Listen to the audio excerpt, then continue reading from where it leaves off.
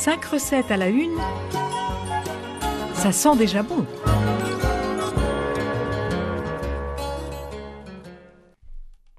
Bonjour à tous, je vais cuisiner avec vous aujourd'hui un meatloaf, autrement dit un pain de viande. La petite histoire du meatloaf. Alors le meatloaf, ou pain de viande, est un plat traditionnel américain qui a su traverser les frontières pour séduire les papilles du monde entier.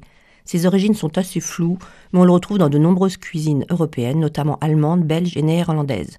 Aux États-Unis, il est devenu un incontournable des dîners familiaux, souvent préparé avec des restes de viande, ce qui en fait vraiment un plat très très pratique. C'est un plat réconfortant, plutôt bon marché, préparé avec de la viande hachée, des aromates et des œufs. Il doit son nom à la mie de pain qui lui donne son agréable texture. Le meatloaf est un plat très polyvalent qui peut être dégusté chaud ou froid, en sandwich ou en plat principal. Il se conserve également très bien, ce qui en fait un plat idéal pour les repas préparés à l'avance. Donc le temps de préparation est de 15 minutes et de cuisson 45 minutes. Vous voyez qu'en 1 heure, vous avez vraiment un plat qui traverse toute la journée. Pour 6 personnes, il vous faudra 5 cuillerées à soupe de ketchup épicé. Donc si vous avez du ketchup traditionnel, il suffit de l'épicer à votre goût avec du tabasco ou autre. De la muscade, un bon bouquet de persil, 750 g de bœuf haché, au moins 15% de matière grasse, sinon le pain de viande risque d'être trop sec après cuisson. 2 oignons, 30 g de pain, 2 œufs. Vous mélangez tout dans un bol. Réchauffez le four à 175 degrés, donc thermostat 5-6. Dans un robot, vous mixez le persil et l'oignon.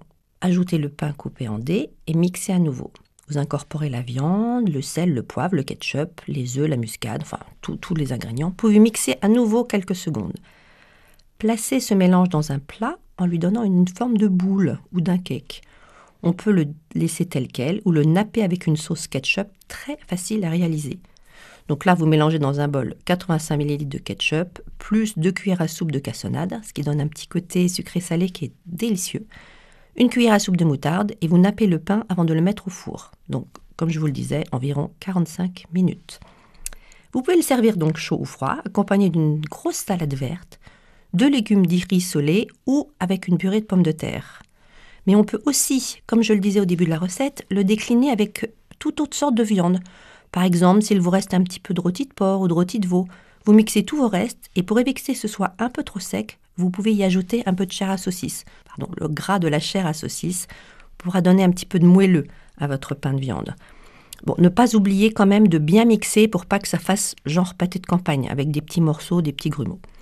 Si vous êtes adepte des légumes, vous pouvez y ajouter des carottes, des champignons, des courgettes. Attention, cuit auparavant, ce qui donnera un côté un peu plus juteux. À vous de jouer! C'était 5 recettes à la une, à réécouter sur radiofidélité.com.